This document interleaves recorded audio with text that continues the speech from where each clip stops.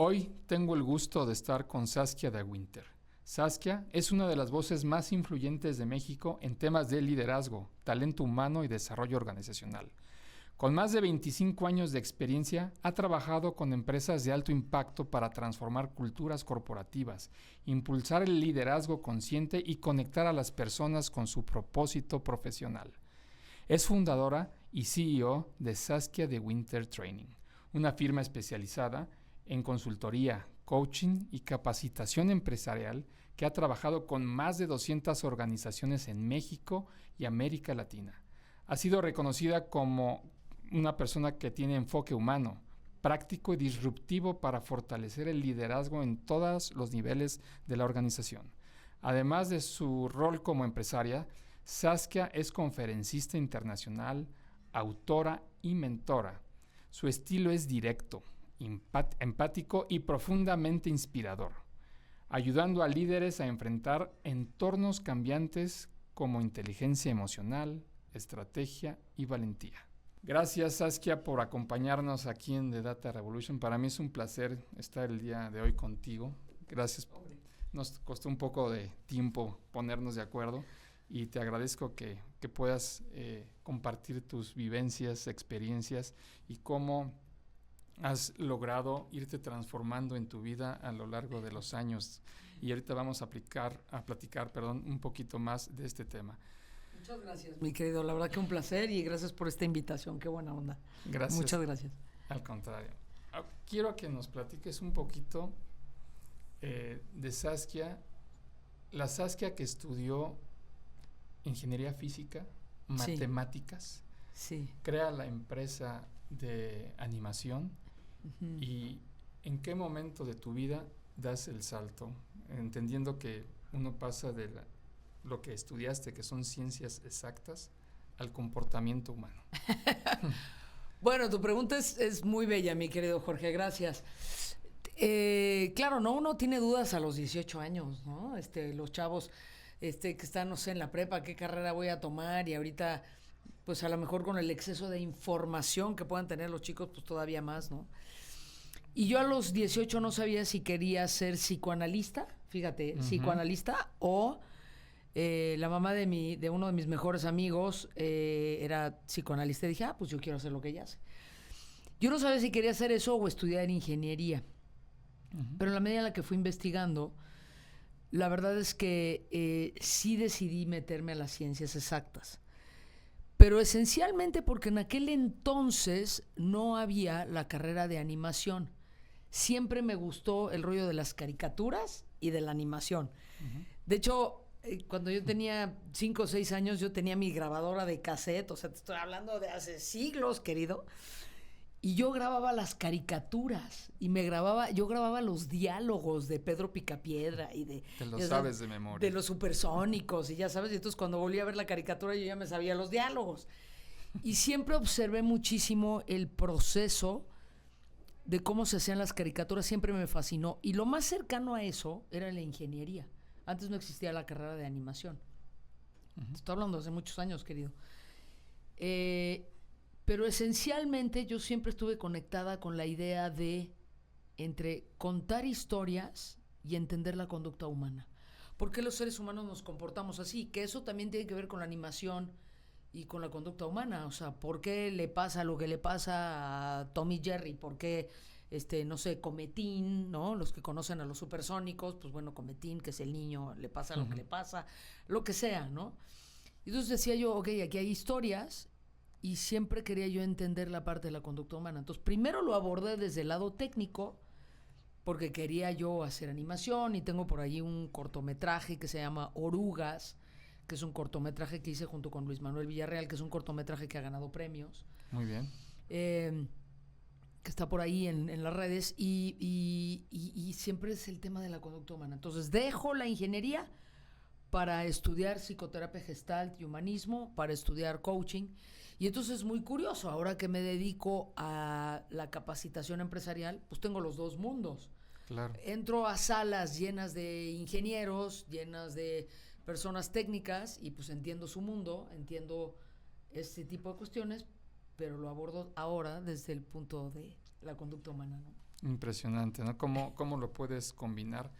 Sí. Y este conocimiento que tú tienes sobre toda la parte de ciencias exactas, ¿cómo lo estás aplicando a la conducta humana? Porque es un campo totalmente diferente. Creo que, te he escuchado hablar de la parte de los sentimientos, que yo creo que para todos los que son líderes, a veces los que nos toca realmente trabajar cada vez más con personas que buscan el mismo objetivo, es bien difícil poder trabajar con diferentes personalidades. ¿Cómo te ha ayudado las ciencias exactas a poderlas aplicar a la conducta humana? Bueno, a ver, queridos, para todos aquellos que son líderes de algún grupo de personas como ingenieros en TI o personas que están al frente de una organización, sabemos que el ingrediente más importante es la gente. Puedes tener una estrategia espectacular, puedes tener una muy buena ejecución, puedes tener un cash flow, ¿no? Increíble, pero si no tienes un buen dominio de la gente, tarde que temprano los otros elementos se caen. Y en la parte de la ciencia es muy interesante porque finalmente la psicología sí es una ciencia. Se utilizan marcos de referencia y yo te puedo decir que lo que más aplico cuando estoy trabajando en las organizaciones es, evidentemente hay estudios, ¿no? Traigo, no sé, programación neurolingüística, psicoterapia gestalt, humanista, ontología, ¿no?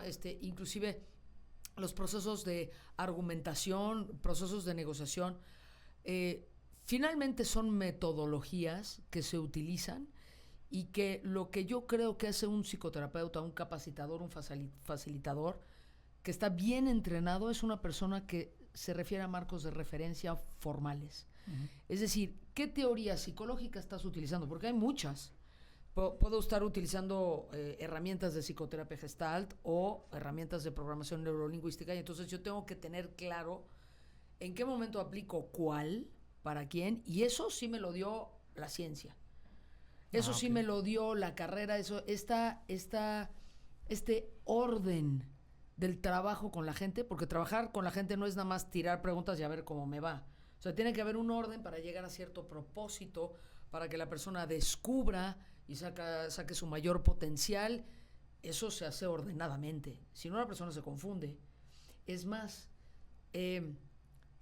yo sé de facilitadores que no necesariamente lo aplican de modo ordenado y lo que ocurre es un término que se utiliza en psicología, es la persona se queda abierta. Cuando la persona se queda abierta, se queda clavada, con rollos emocionales, no se cerró el proceso y de verdad, al ratito tienes a la persona manejando y tienen un accidente porque están distraídos, porque el proceso no está bien cerrado. Entonces, parece que en la parte de la conducta humana podemos entrar como cosas que no necesariamente son tan precisas, pero la aplicación de los marcos de referencia y la teoría de lo que hay detrás sí es preciso, ¿no? Sí, ¿y cómo equilibras las emociones de las personas por ejemplo, una junta organizacional? ¿Y cómo podrías tú recomendar trabajar a todos los que son ingenieros que tienen una estructura mental diferente? Sí, la verdad que sí. Y que quieres que las cosas sean como tú tienes una ideología y te topas con el otro lenguaje, ¿no? Que es el emocional. ¿Qué podrías decirnos? ¿Cómo deberíamos de manejar ese tipo de cosas? Bueno, a ver, querido, primero hay que revisar un par de definiciones, así rapidito lo voy a revisar. Todo esto depende, digamos, de estas tres ideas o de estos tres conceptos. Sensaciones, emociones y sentimientos. No son lo mismo. Las sensaciones es lo que me pasa en el cuerpo, ¿no? Tengo frío, tengo calor, estoy temblando, siento un vacío en el estómago. Esa es una sensación. Luego están las emociones, que hay 5 emociones básicas. Se le llama la matea, que es miedo, afecto, tristeza, enojo y alegría. Esas son las básicas, casi como la película de Intensamente. El in and out, ¿no? Ajá, in and out. Solo que ahí metían envidia por cuestiones que así lo decidieron. Pero de nuevo, ¿no? Es matea, miedo, afecto, tristeza, enojo y alegría. Okay. Esas son las emociones. Ajá. No, o sea, viene el enojo y luego de ahí viene la interpretación y entonces surge el pensamiento y entonces viene el sentimiento. Pero para hacerlo muy simple, me sucede algo y luego meto mis interpretaciones. Me sucede algo, es la emoción, meto mis interpretaciones, ese es el sentimiento. Ahora, contestando tu pregunta, que ese es el punto importante, en el mundo de la ingeniería, porque yo vengo de ese mundo, Claro. por ejemplo, también inclusive en el mundo bancario, ¿no? Se habla poco de las emociones en los corporativos, cuando para mí es una pieza clave para que las cosas ocurran. Si yo soy un director de TI y no estoy entendiendo que mi equipo está frustrado y no sé cómo manejar la frustración de mi equipo, o inclusive tengo gente deprimida o ansiosa, que son sentimientos, híjole, pues no voy a llegar a la meta. Es un punto crítico como director saber las emociones. ¿Cómo lo trabajo? Pues hay que estudiarlo y hay que aprenderlo. Pero de las primeras cosas que ocurren es que muchas veces las personas, mi querido Jorge, ni siquiera, y eso me incluye a mí, ni siquiera a veces sabemos cómo nombrar lo que siento. Yo a veces estoy en sesiones con personas y le digo, bueno, ¿y qué sientes? Y la gente me dice, es que siento que tengo que hablar con él. Ah, caray, ¿ese qué sentimiento es? ¿No? Tiene que ver con un impulso, con una sensación de lo que tengo. Pero entonces, si le puedo poner el nombre, me puedo hacer la vida más fácil.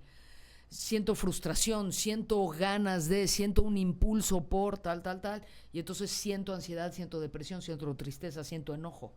Ah, entonces sí. Entonces, empecemos por empezar a trabajar en nombrar lo que sentimos. El mundo de la ingeniería es atípico. El mundo de la ingeniería, pues es, ¿qué sientes? Todo se llama estrés. Todo se llama estrés, ¿no? No, todo se llama estrés. ¿Por qué? Se cayó el site. Por ejemplo, si te cae un equipo y te llama un director y te dice, no sé qué vas a hacer, y todo el estrés se canaliza a través de esta llamada urgente. Cuando no te llama un cliente, todo está bien. Pero claro, cuando ves la llamada dices, algo pasó, no me llaman a saludar. Claro, ¿no? ves el teléfono y dices, ahí en la torre. Algo pasó. Y a veces esa canalización de emociones, ¿estoy bien? Sí, correcto, sí. No es la más apropiada, ¿no? Y claro, todo se canaliza pues, porque se te cae. Y hoy un site, pues es la parte neurálgica de cualquier empresa. No facturas, no vendes, no ves nada. No ves la data. Nada. ¿Cómo manejar esto, Saskia? Bueno, a ver, me voy a echar un pasito para atrás. Es que esto es aprendido. O sea, la manera en la que manejamos las emociones, o sea, nos guste o no, y hasta voy a mirar la cámara, es aprendido de mamá y papá. Entonces, la forma en la que yo tengo, por ejemplo, permiso en la vida de enojarme o no, o si soy una persona explosiva, es aprendido de mamá y papá. Había permiso en casa de enojarse o no. Y el enojo, mi querido, es muy funcional. Está muy satanizado, no sanitizado, esto no es COVID, ¿no? Es satanizado. Porque parece que no deberíamos de enojarnos. Deberíamos ser... Qué difícil. ¿No? A ver, no es verdad. Tenemos el derecho a enojarnos. ¿Y por qué te digo que el enojo es muy funcional? En el enojo, las 5 emociones básicas nos dan mensajes de qué es lo que tenemos que hacer. El miedo, el mensaje que nos dice el miedo es nos tenemos que proteger. Hay una amenaza en el entorno y el mensaje es protégete.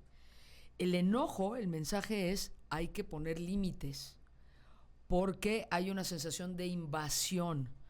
Alguien no respetó mi tiempo, la computadora o el site no respetó mi tiempo o no, como dicen por ahí que los equipos no tienen palabra.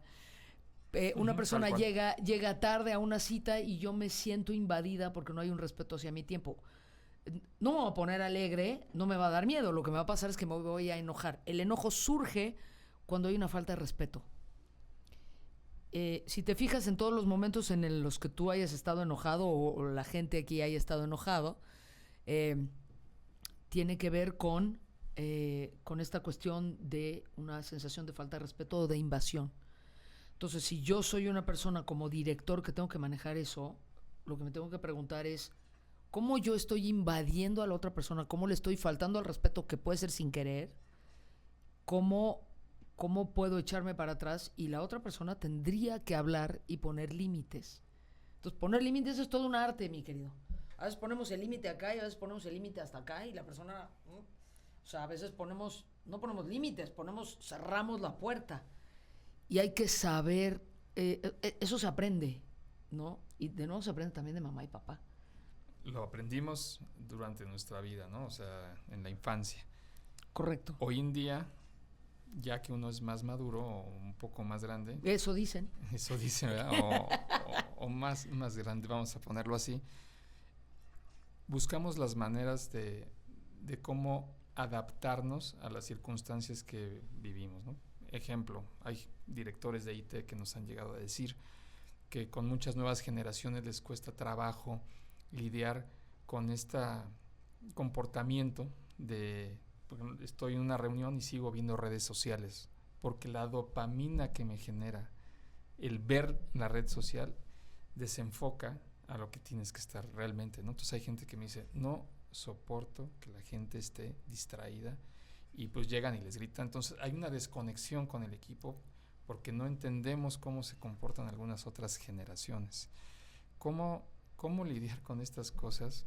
Y quiero preguntarte si la dopamina que generan todas estas cosas se puede mejorar para que la dopamina pueda servirnos para lograr cosas más grandes.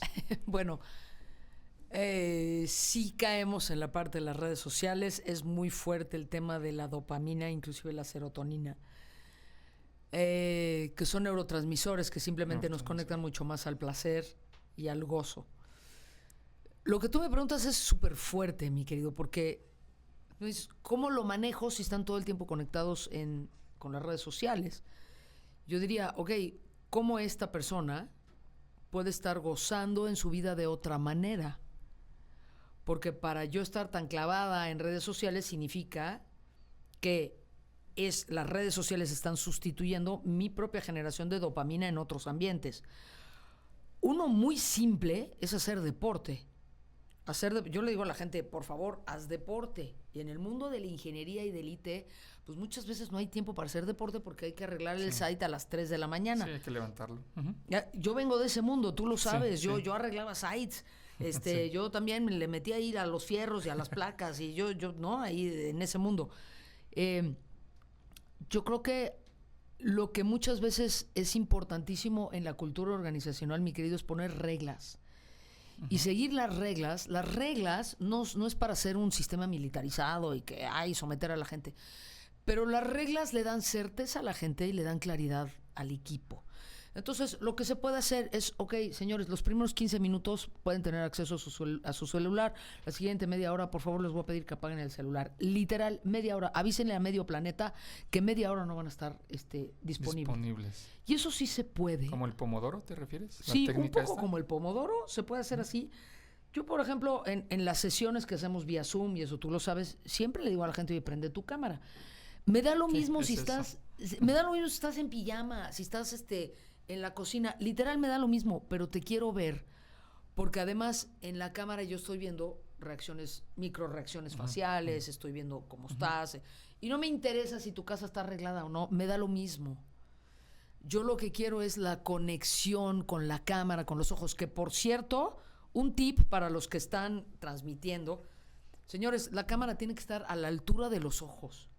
A veces en una transmisión, en un Zoom, la pones hacia abajo como está tu compu, y entonces estás de arriba hacia abajo.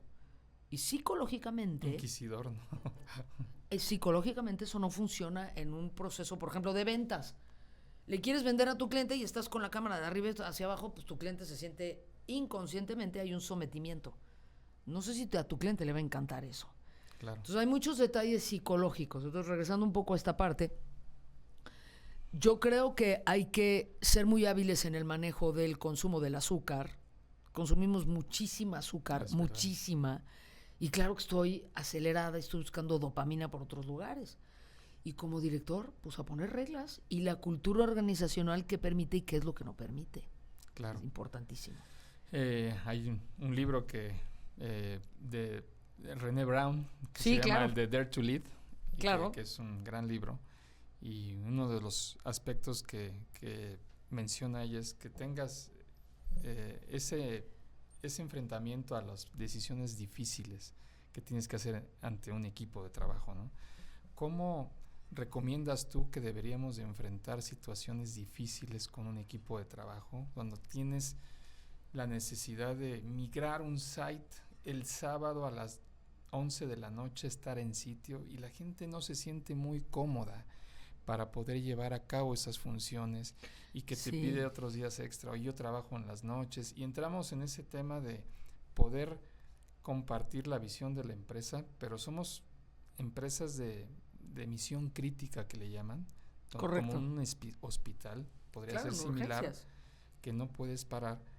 ¿Cómo compartirle al equipo que necesitas llevar a cabo esa actividad el sábado a las 10 de la noche? ¿Cómo recompensar recompensar y reconocer al equipo para que se sienta realmente conectado y no sean simplemente frases en el aire? Creo que hay varios elementos aquí, mi querido. Tú estás tocando un punto casi álgido, que es, en realidad la pregunta es, ¿cómo hago que otros hagan? Uh-huh. Y esto tiene que ver con cómo genero yo valor para la otra persona. Es decir, una cosa es que yo sea jefe y que le diga a la gente, tienes que hacerlo. Y otra cosa es que yo sea líder y que yo pueda enrolar a que la persona encuentre una trascendencia en por qué lo tenemos que hacer. Cuando la gente entiende la trascendencia de su trabajo, entiende la trascendencia de por qué en ese momento, bajo esas condiciones, entonces la gente la enrolas y la trepas al barco. Uh-huh. Otra cosa es simplemente dar órdenes. Entonces, para poder hacer eso hay que desarrollar 3 soft skills que para mí son importantísimos. Obviamente, comunicación clara, que en esa comunicación clara es hablar y escuchar. Esto fundamentarlo con empatía. O sea, no le puedo pedir lo mismo a una persona que acaba de ser recién papá y viene de 4 días de desvelos. Entonces, bueno, ahí tengo que, ¿no? Y ese es el tercer soft skill, que es negociar. Y en esa negociación, y tú sabes que yo doy muchos entrenamientos de negociación, claro. Es bien importante negociar desde la trinchera del otro. Uno de los grandes errores en el proceso de negociación es que yo estoy negociando solamente desde mi cancha, uh-huh, desde mi trinchera, cuando el gran consejo para negociar con el otro es empatía, es decir, sí me pongo en los zapatos del otro, yo trayendo mi caja de creencias, mis pensamientos, mis ideas, pero negociar como para que eso genere valor en el otro. Las personas hacen lo que hacen porque encuentran valor en hacerlo. Si yo no encuentro valía en hacerlo, me da lo mismo y entonces me lleno de excusas, llego tarde, hago lo que se me pega la gana. Pero si yo encuentro valía en lo que hago, entonces lo voy a hacer y además lo voy a hacer con mucho gusto. Ahora, esa generación de valía o de valor muchas veces viene interna, pero es un acuerdo con la compañía. Entonces, si por yo hacer esto voy a tener un viernes de vacaciones, bueno, pues a todo dar. También la persona cuando entra a esa compañía, por eso hablaba yo de las reglas, tiene que saber que parte de su trabajo es que va a trabajar un día a las 3 de la mañana.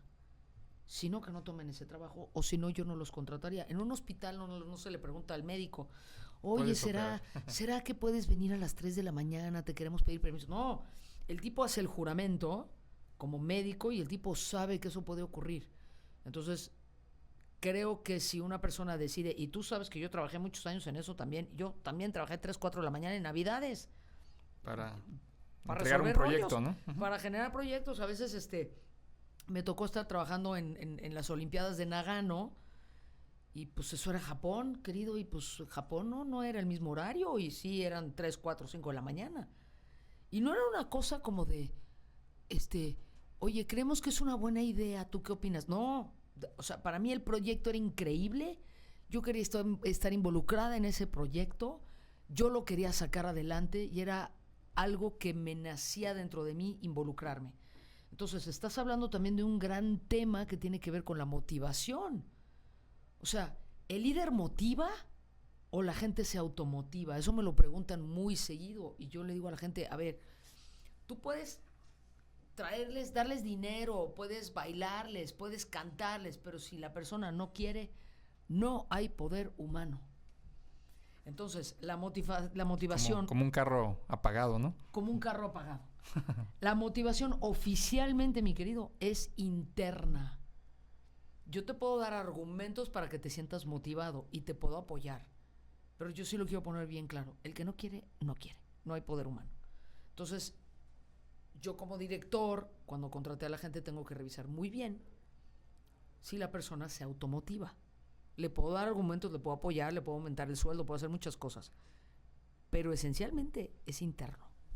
Es como este argumento que se menciona, Saskia, que si no sabes, te enseño, ¿no? Uh-huh. Si no puedes, te ayudo, ¿no? Pero si no quieres, salúdame a la familia. Salúdame a la familia, ¿no? Chau, chau. Y, ahí está la puerta, claro. sí, así no se puede avanzar. Y en esta época que estamos viviendo de tantos cambios, no sé si tú compartas lo que dicen muchos expertos, que con la llegada de la inteligencia artificial, pues estamos viviendo una de las olas quizá más importantes en la tecnología, ¿no? Antes no teníamos una máquina que te pudiera responder ante ciertas necesidades y poder pues articular un mensaje como hoy lo estamos viviendo desde hace algunos años. He tenido la oportunidad, tú sabes que hice una prueba Hogan en su momento y hoy me di la oportunidad de, a través de un agente de IA, meter mi prueba Hogan, que ahorita me gustaría que tú expliques qué es eso y tú tienes otra que manejas. Sí, y usas a la inteligencia artificial casi como un coach. Tú como ves un terapeuta. como un terapeuta y te da algunos puntos de vista que me sorprenden cómo lo puede hacer la inteligencia artificial. ¿Tú ves algún cambio en el estilo de liderazgo en los próximos años con la ayuda de la IA para las organizaciones? Mira, a ver, vamos a pensarlo así. De pronto hay un nuevo miembro en la organización, que es IA, ¿no? En todas sus modalidades. Es un miembro que no duerme, Uh-huh. pero tampoco siente. Uh-huh. Entonces, es muy complicado meter a un elemento que no siente en temas de conducta humana. No digo que no haya suficiente data, y si estamos hablando al principio de esta conversación que es una cuestión precisa y casi ciencia, pues sí, pero yo me quedo pensando qué es lo que va a hacer ChatGPT si yo tengo un Kleenex y estoy berreando. Pues no, ¿ok? Entonces, ¿qué creo que viene hacia el futuro? Que ya lo venimos viendo desde hace tiempo, pero Uh-huh. sí creo que cada vez el liderazgo tiene que ser más humano y más colaborativo. Los procesos de llegar mucho más lejos para el movimiento, para unir, para alinear a los equipos, tienen que ser con mayor conexión. De la pandemia para acá, mi querido, lo que yo he visto en las empresas es que cada vez hay niveles más altos de ansiedad y de depresión. Uh-huh. Es verdad. Altísimos. Entonces, si yo soy un director, si yo soy un líder, yo tengo que saber cómo manejar esto, cómo darle espacio a la gente, porque, ¿no? Lo hablábamos, parece que todo se llama estrés. Y es importante hacer esta conexión humana. ¿Hacia dónde vamos? Temas de entrenamientos de soft skills en comunicación, en empatía, en colaboración, en entender que la gente, no todos tenemos el mismo ritmo. Parece que yo como líder, como yo tengo prisa, pues todo lo tienen que hacer a mi ritmo. Espérame. En mi equipo hay gente que va más rápido y hay gente que va más lento. No quiere decir ni siquiera que es bueno o malo, simplemente es una persona que va a otro ritmo. Uh-huh. Entonces tengo que tener esa capacidad importantísima de esta conexión auténtica con el otro. Tengo que saber que pues a lo mejor falleció alguien en casa, yo necesito saber eso. Entonces el liderazgo hacia donde va con toda la IA es estas soft skills y que además, voy a agregar otra, y lo hemos escuchado muchas veces, tenemos que tener una capacidad mucho más profunda de que la manera de preguntarle a los sistemas que sean verdaderamente preguntas que valgan la pena. Sí, el prompt engineering, ¿no? El prompt engineering, o sea, tú sabes que se hacen preguntas que no vienen al caso, y eso se estudia, y eso se llama dialéctica. Uh-huh. Y esto viene desde Platón, de los griegos. Uh-huh. O sea, los diálogos de Platón te enseñan a hacer preguntas. Esto viene desde los sofismas, desde cómo se hace una falacia, uh-huh. Cómo a través de las preguntas. Eso viene, es historia, eso. Y entonces ahora se le llama prompt engineering.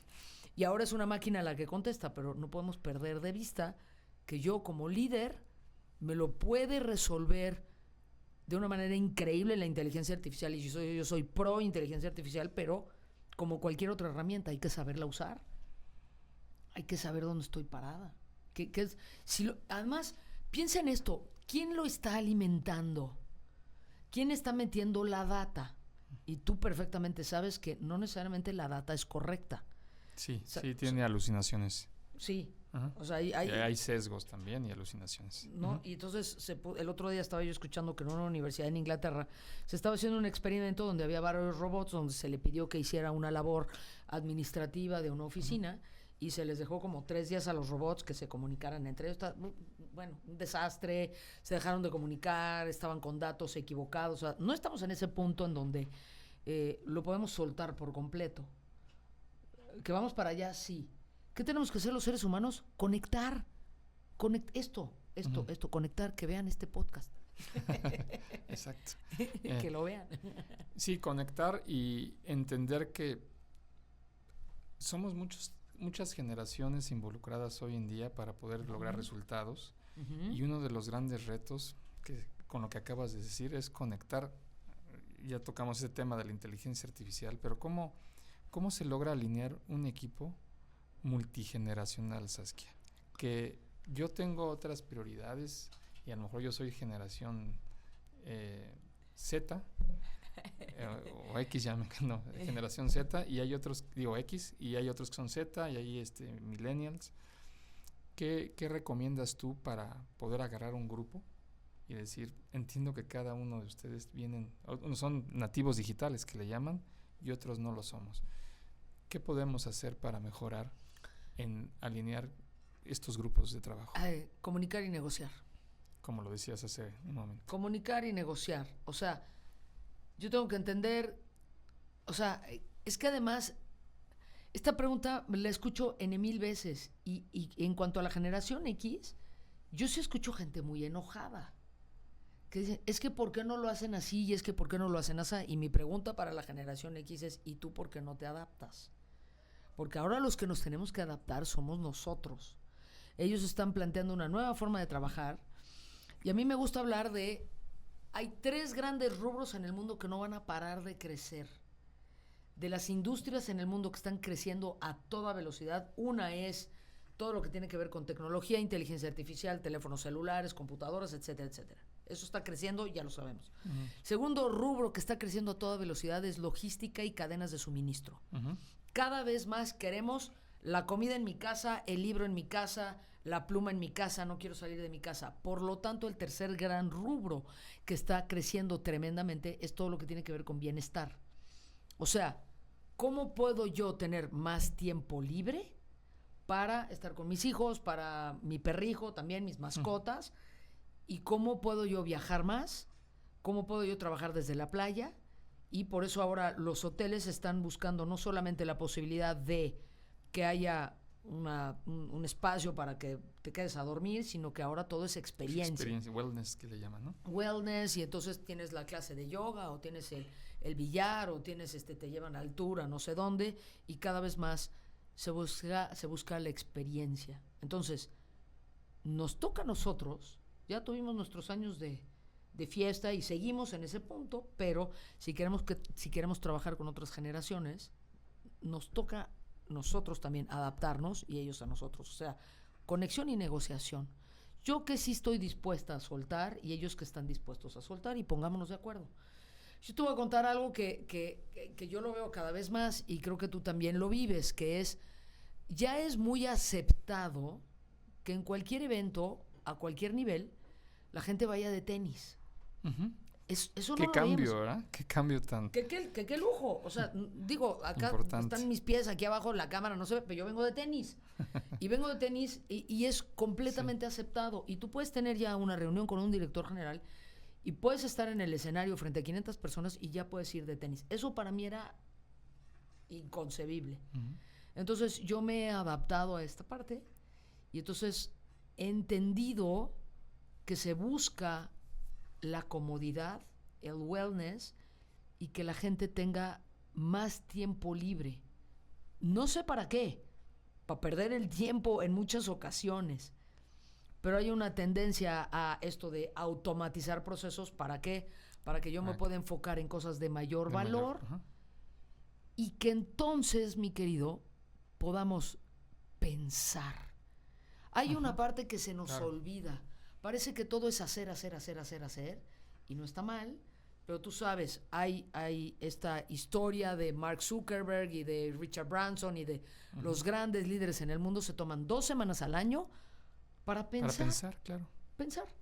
Y es como, ¿pero en qué piensas? Pues ese es el punto, tengo que pensar. Si quieres, llévate un iPad o una tablet para hacer tus mapas mentales.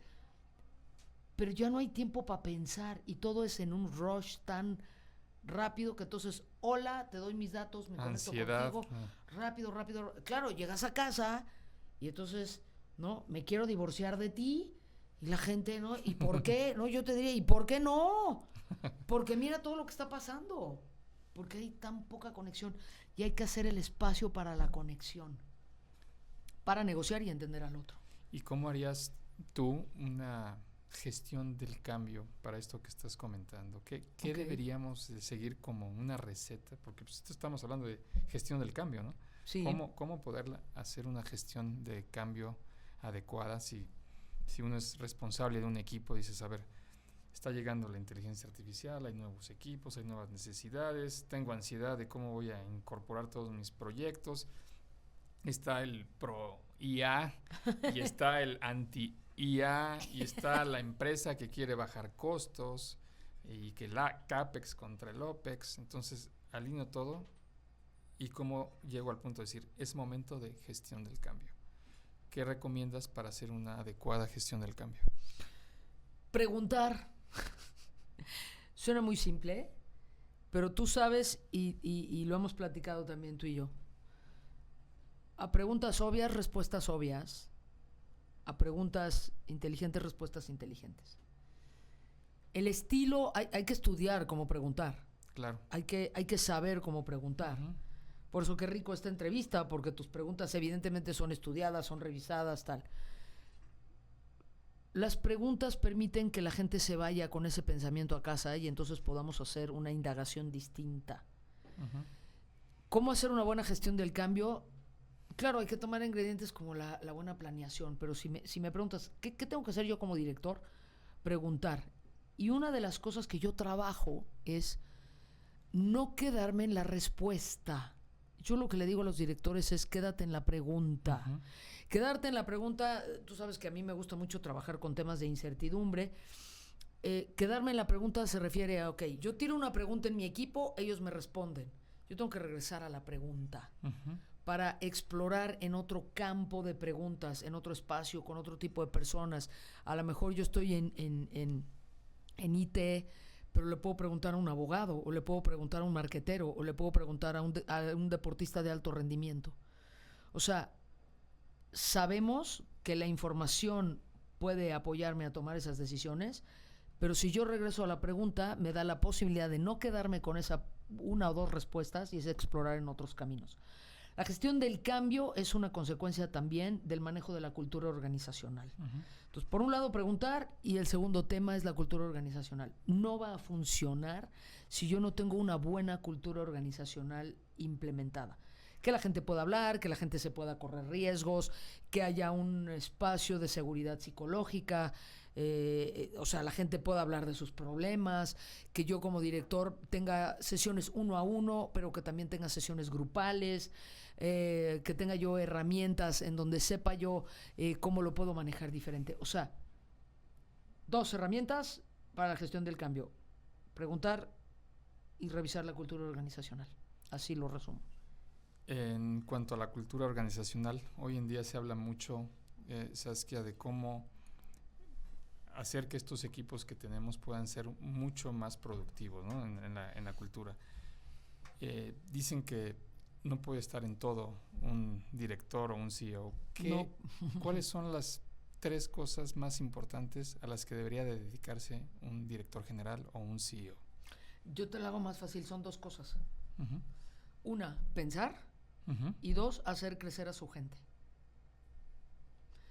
Más todo lo que implica, obviamente. Sí, que se oye bien fácil, ¿verdad? Claro, ¿no? Pensar, pues sí, si voy a estar pensando en las telarañas, o sea... Sí, no es fácil pensar. ¿No? Tengo que trabajar en, ya sabes, FIFO, LIFO, ¿no? First in, first out, first in, last out, o sea, ¿Qué le estoy metiendo a mi cabeza? ¿Qué libros estoy leyendo? ¿Con quién me estoy juntando? ¿A qué congresos estoy yendo? ¿Qué tipo de información? Es tan corto el tiempo que tengo que no me puedo dar el lujo de leer un libro que sea una basura. ¿Y cuánta literatura que es basura hay en el mercado?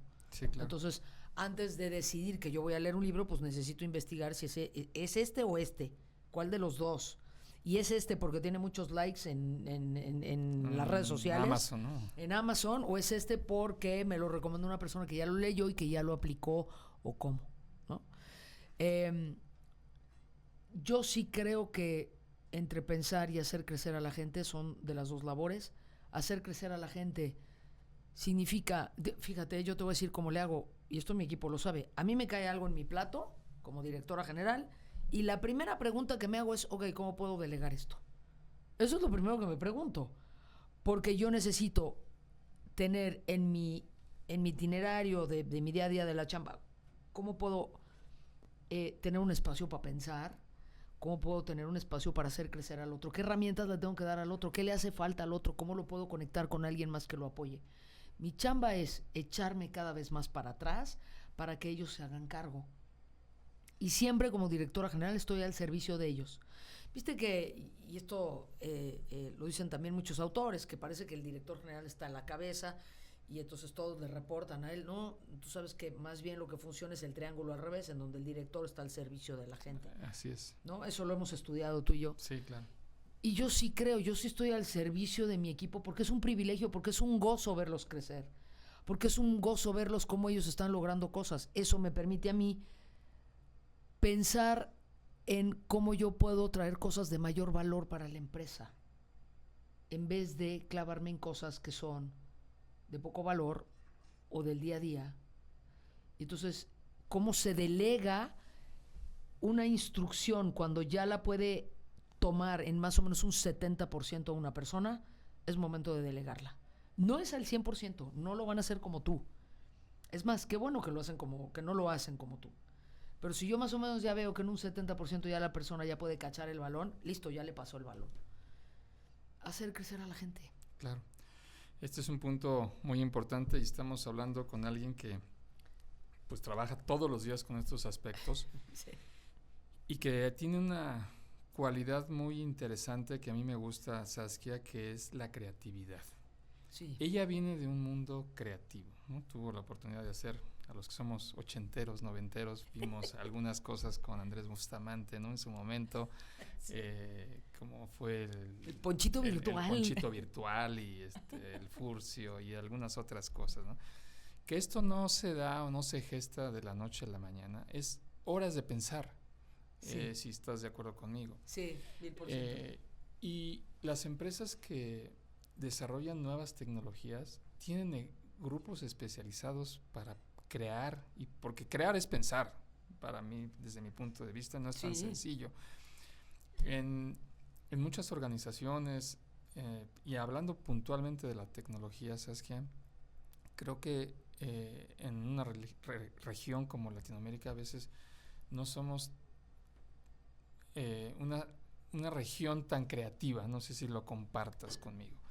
¿Qué nos hace diferentes a nosotros de culturas? Como te decía, el día de ayer estaba yo en Estados Unidos y había un grupo multidisciplinario que son de otros países y ves una dinámica de gente apoyando ideas y rechazando ideas también. Claro. Para poder llegar en conjunto a un resultado, ¿no? Y muchas veces en nuestras organizaciones preguntas, ¿alguna idea? ¿Algún comentario? Y parece que fuera una amenaza, ¿no? No hablo en todos los casos, pero lo podemos detectar que hay poca participación. ¿Qué se necesita para tener grupos más creativos?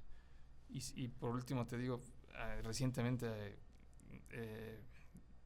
fue Amazon o Google que dijeron todos regresan. Ay, perdón. Todos regresan a la oficina porque se está bajando la creatividad en nuevos productos, todos en su casa con cámaras apagadas, pues ahora regresan. ¿Qué se necesita para ser más pensantes, como decías, y más creativo? Bueno, eso es una pregunta exquisita la que me acabas de hacer. Las personas me preguntan, ¿es que se nace creativo o se aprende? No, se aprende. se aprende a ser creativo. Hay especialidades para estudiar cómo ser más creativo. Y ahorita, de hecho, yo tengo una especialización. Sí, yo tengo una especialidad en cómo facilitar procesos de creatividad. Okay. Entonces, creatividad no es una lluvia de ideas. No, a ver, espérame. No, creatividad no es nada más agarrar y a ver, ¿no? Empezar a decir ideas como locos. No. Son procesos formales. Se les llaman... por ejemplo, Creative Problem Solution, se les llama CPS, y se utilizan diferentes formas de pensamiento. Pero es verdad que en otros espacios hay mayor creatividad que en Latinoamérica. Desafortunadamente en Latinoamérica a veces nosotros necesitamos el tiempo para manejar cosas que en otros espacios ya está manejado. O sea, lo voy a poner muy simple. Acá, si vamos manejando, pues tenemos que poner mucha atención porque hay que esquivar los baches. Sí, y entonces, claro, pues en esa parte pues también tengo que ser creativo. Claro que mi energía se va para poner atención. No puedo estar pensando, ¿sabes? O sea, desafortunadamente por las condiciones económicas, sociales, familiares, el latino es muy creativo para resolver los problemas del día a día. El mexicano es creativo en zafar, en alburear, el sentido del humor doble. Que si hay una tragedia en alguna parte del país, pues de 3, 2, 1 empiezan a salir los memes y ya estamos todos botados de la risa. O salieron los memes ahora con la nueva elección del Papa. En esa parte somos sumamente creativos los mexicanos. O sea, somos creativos, pues perdón por mi francés, pero con el desmadre. Somos buenísimos. Lo vemos en las Olimpiadas. Ahora que venga el Mundial, pues ya hay gente creando cosas que van a ser maravillosas. El tema es la creatividad que se refiere a resolución de problemas en corporativos. Y tienes toda la razón. No hemos promovido la parte de corrernos riesgos. Correrse riesgos es de valientes. ¿Y cómo vamos a ser valientes en un país en donde si alguien abre la boca le vuelan la tapa de los sesos?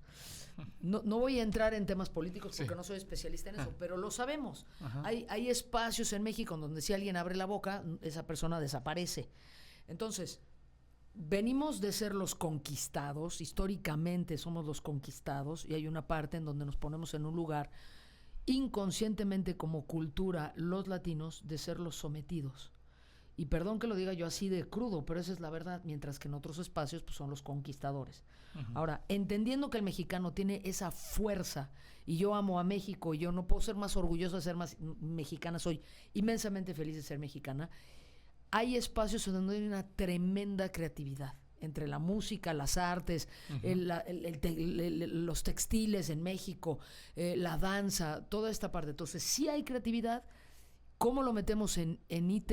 Hay que hacer un espacio psicológicamente seguro, es decir, hay que promover el riesgo y hay que enaltecer la posibilidad de que la gente pueda decir cualquier cosa de tal forma que no sea ni enjuiciada ni criticada.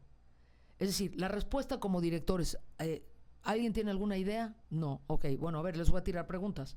Tengo que tirar preguntas. Ok, ¿cómo resolverían esto si fueran un niño de 5 años? Y entonces ya los pones a pensar. ¿Cómo resolverían esto si fueran un japonés? ¿Cómo resolverías? Es que son preguntas de creatividad. Es decir, la creatividad se entrena, se estudia, y la creatividad, digamos, con procesos que son útiles, eso genera innovación. A veces se confunde la creatividad con innovación. ¿Qué es la innovación? Es la creatividad útil. La innovación es la creatividad útil. Porque claro que podemos hacer aquí creativos y podemos echar relajo en este podcast y tal, pero pues yo no sé si eso aporta. Claro. Eso yo no sé si es innovación. Y luego es muy lindo, sobre todo en el espacio de tecnología. ¿En qué área trabajas? No, pues yo estoy en el departamento de innovación. Innovación. Ah, ¿y qué haces? ¿Qué innovas? ¿Y qué haces? No, pues estoy en ChatGPT. Está bien, pero ¿y luego?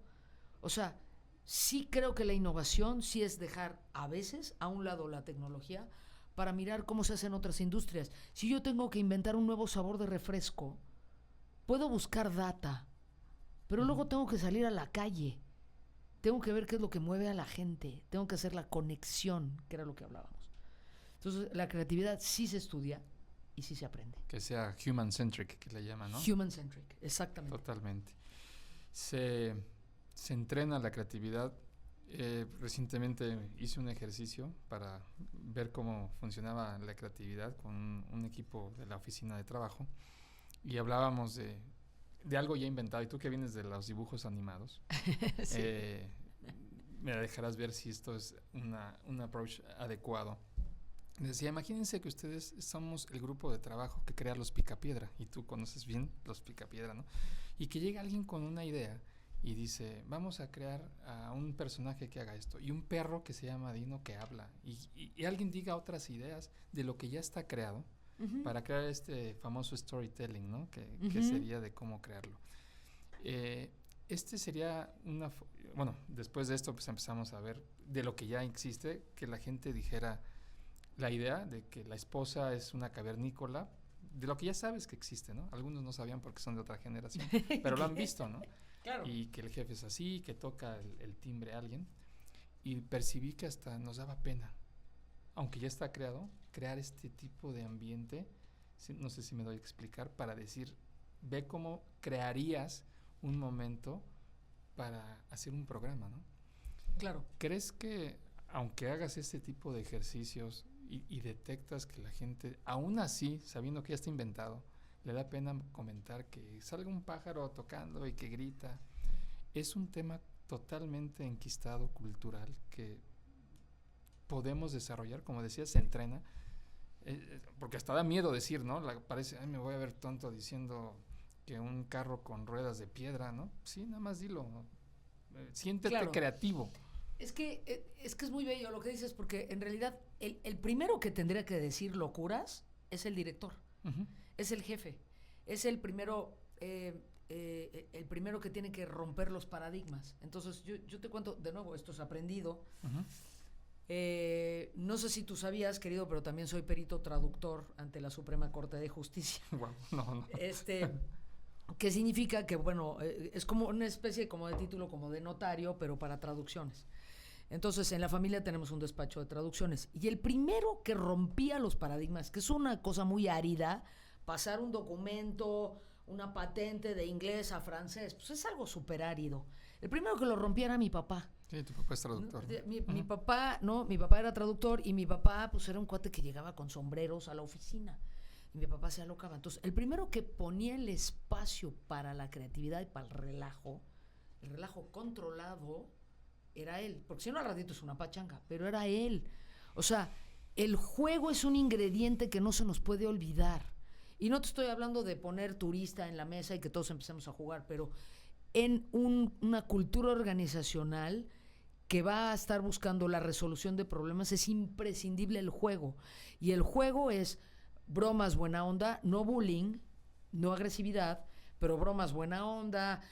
Tampoco se trata de contar chistes, pero sí se trata de ser juguetona, y de hacerlo divertido.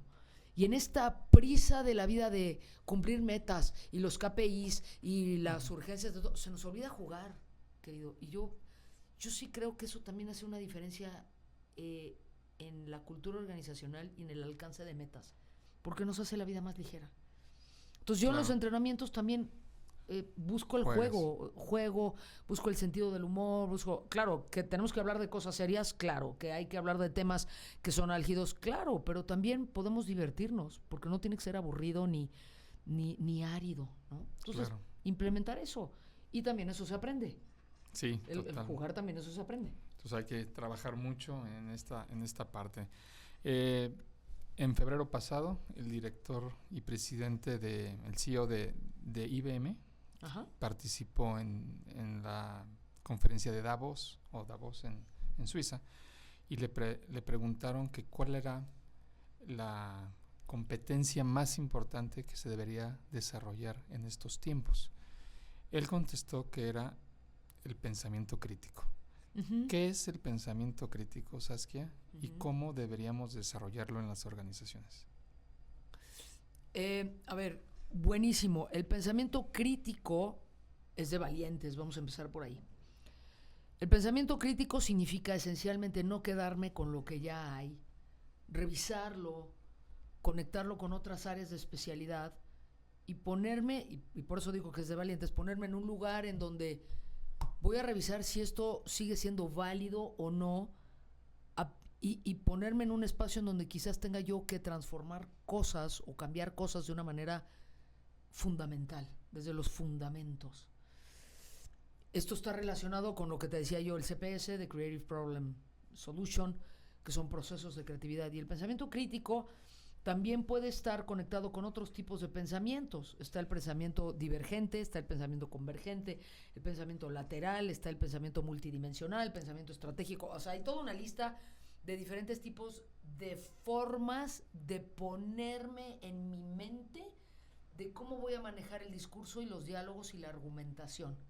Entonces, lo voy a hacer rapidísimo. Pensamiento divergente. Sí hago muchas ideas, no es hacer a un lado el juicio, puedo hablar de lo que sea, puedo ir por una cantidad importante. Luego el pensamiento convergente se trata de acotar lo que sí sirve, hacer a un lado las ideas repetidas, hacer a un lado lo que nos sirve. Y entonces así puedo entrar en procesos como design thinking, y puedo entrar en procesos de creatividad y de innovación. Y finalmente es hacer este alto de que lo más importante es el tipo de pregunta que me haga yo.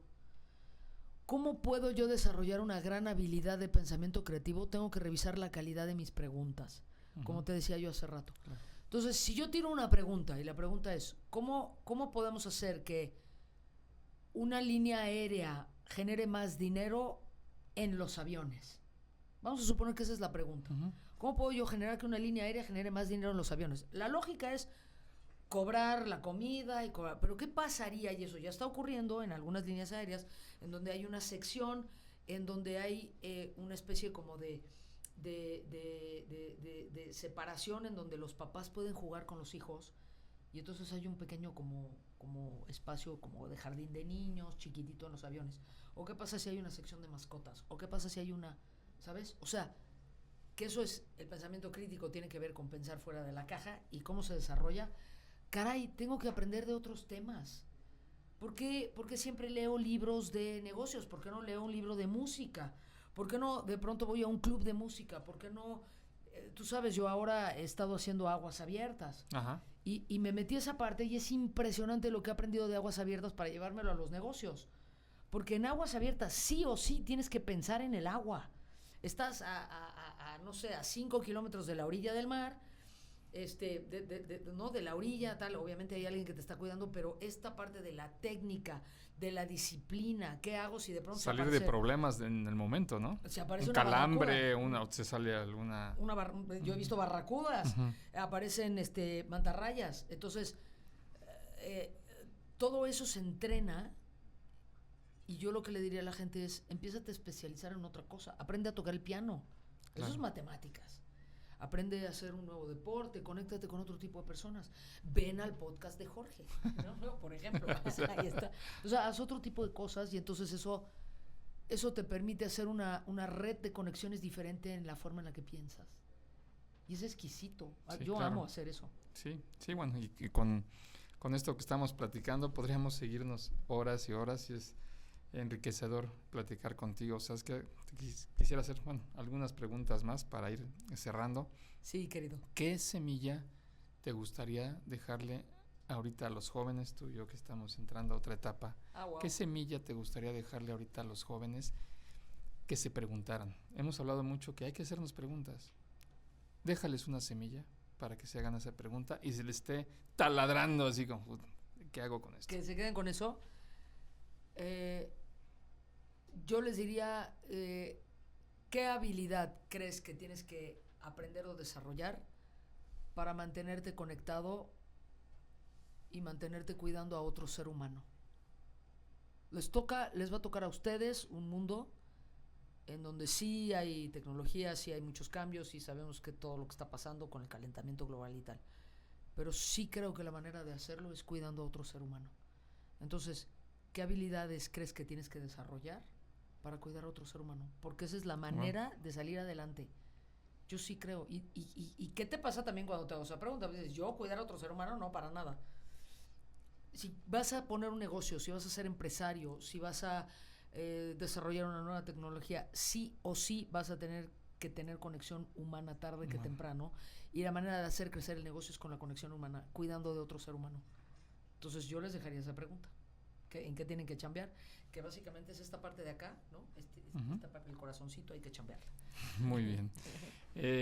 Hoy en día estamos viendo algo que le llaman la singularidad, que es que llegaremos al punto en donde las máquinas serán mejores que los seres humanos en su conjunto, una sola máquina, a nivel de análisis, pensamiento y hasta resolución de problemas. Tan solo se habla que para fines de este año 2025 estaremos viendo que los modelos de lenguaje grande, como es ChatGPT, DeepSeek, todos los que conocemos, programarán mejor. Sí, tú sabes de programarán mejor que un ser humano. Sí. Entonces, no hay vuelta atrás. En 20 años esto será otro mundo. Prácticamente veremos la llegada de los robots. Sí. ¿Cómo te gustaría dejar tu legado cuando alguien voltee a la Saskia que ya no haga conferencias, a la Saskia que esté en otra etapa de su vida?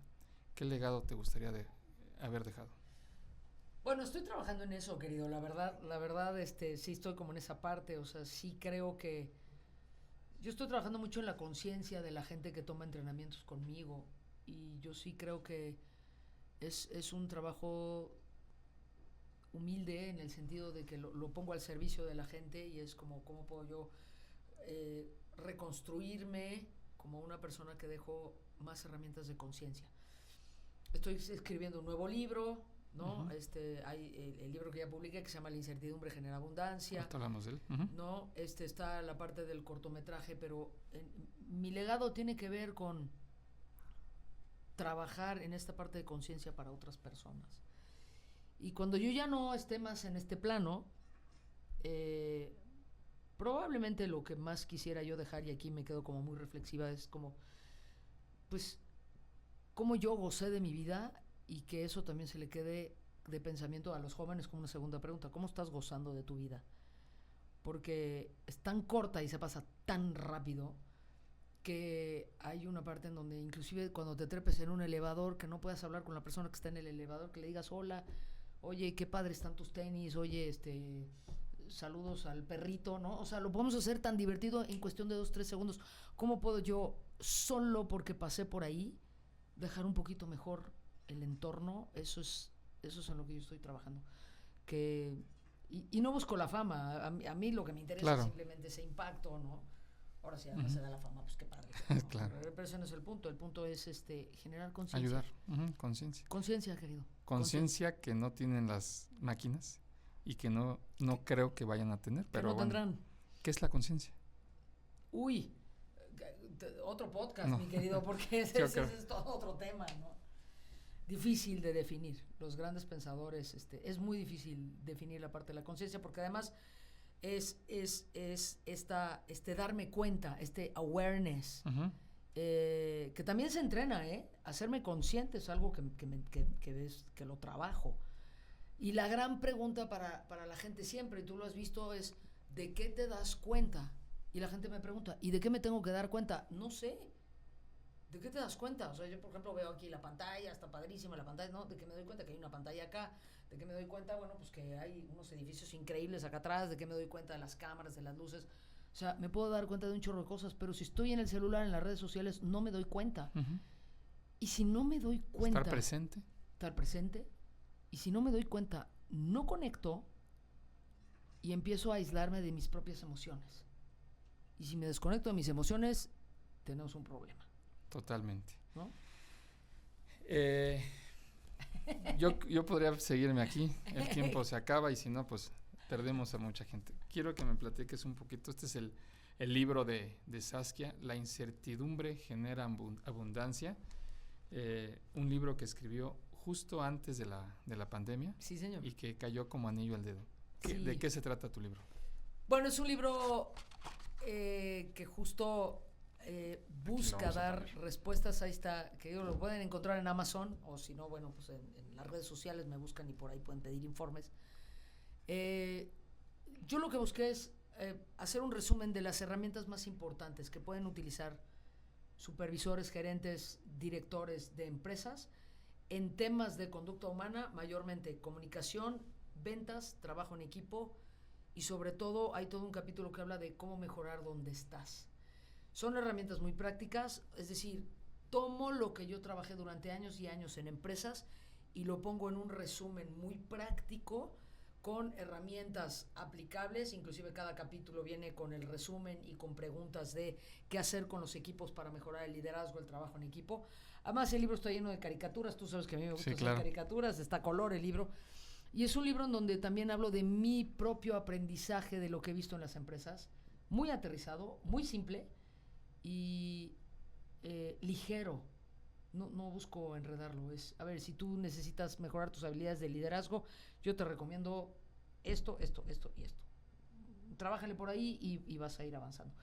Es un libro que curiosamente utilizo el título de La incertidumbre genera abundancia porque también hay toda una parte en donde hablo de cómo sentirnos cómodos con la incertidumbre. En general la gente resiste la incertidumbre.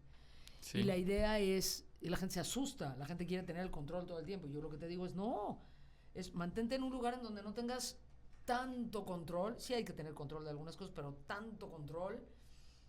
No sé si necesariamente genera flexibilidad, si genera oportunidades, si genera un punto de vista diferente. Y yo digo precisamente esto. De hecho, esto está basado en una idea de Lacan. ¿Qué es Lacan?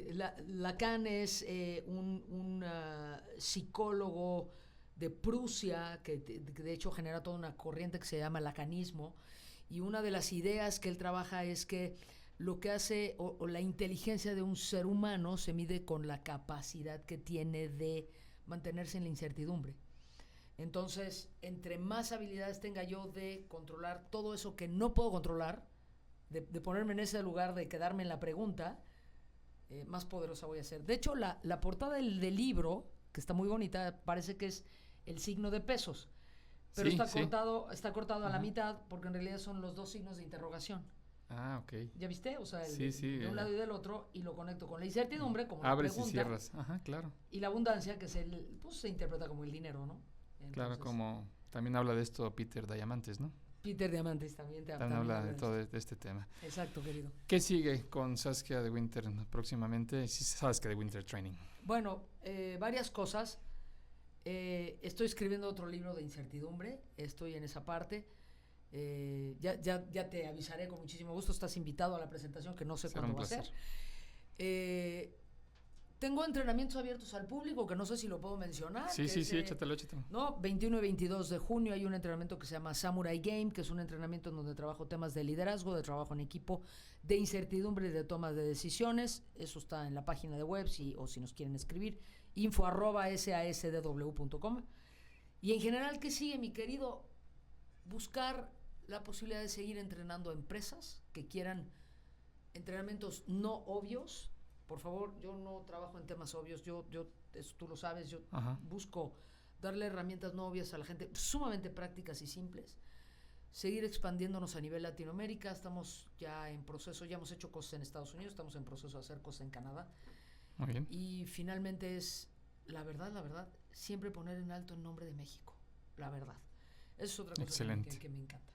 En eso estamos. Excelente, pues una plática muy enriquecedora. Muchas gracias, es que te agradezco mucho el que hayas venido. Saben que son este tipo de charlas las que nos enriquecen y bueno, aunque mucho de lo que hablamos va dirigido al sector IT, creo que es una charla que enriquece a cualquier persona que está aquí. Gracias por acompañarnos. Gracias, Saskia. Estaremos en contacto. Gracias. Aquí está su libro y estamos en contacto con ustedes en el próximo episodio de Data Revolution. Gracias y hasta la próxima.